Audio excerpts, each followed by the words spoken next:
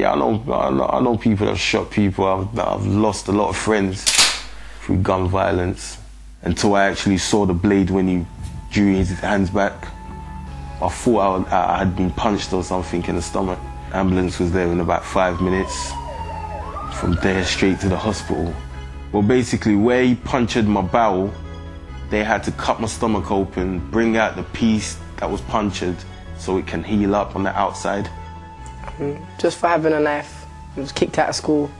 And the police as well, the way they're on my bottom so much, like, they won't leave me alone. Always want to stop and search me every day. He's at home every day. He's not allowed near the school premises.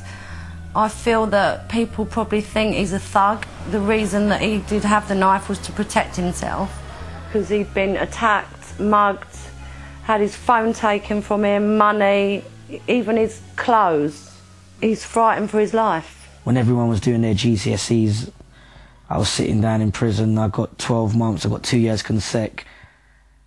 They say it's designed to make you not commit crime. Some people go in there as like, they might commit GBH, they come out as a murderer, you know.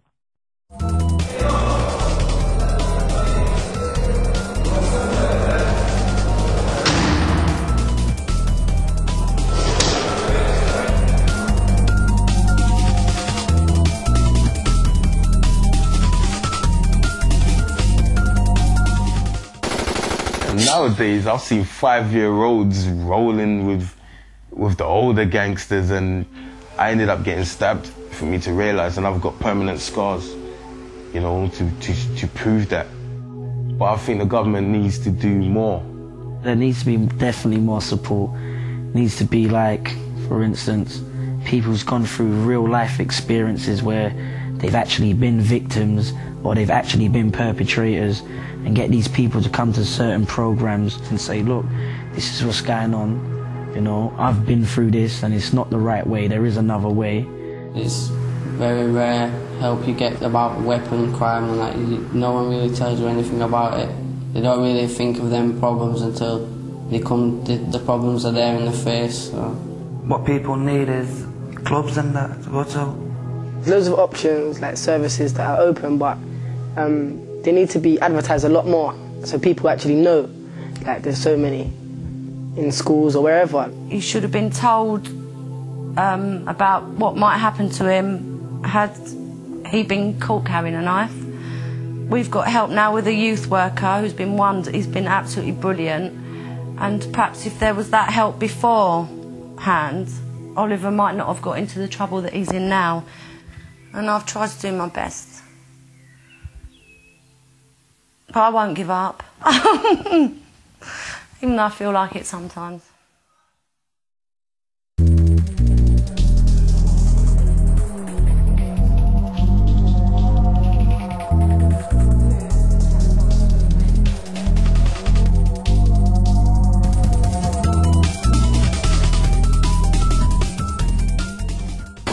I stopped carrying weapons after I was stabbed because it kind of made me look at life different.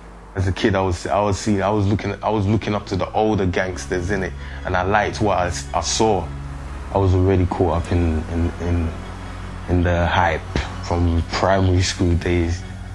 But if I did have the help from earlier out, you know, I could have been something. I could have been a doctor or something. My circle changed last year, 2005 August.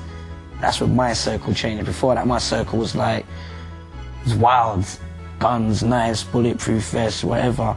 If someone told me what would have happened and how long it would have been in imprisonment and stuff like that, I wouldn't have even thought about it. Look at me, I'm a perfect example not to carry a weapon.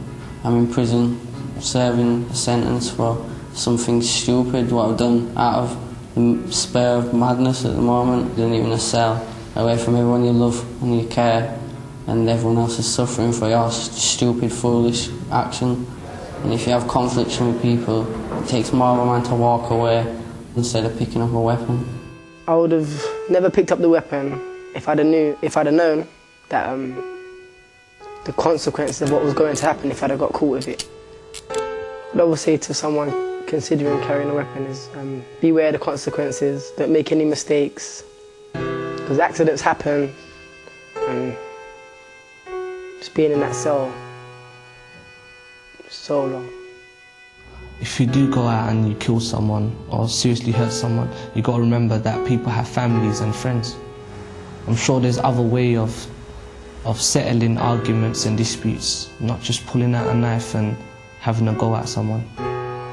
You have to realise what you're doing, what's your goal in life and where you're going to go from here.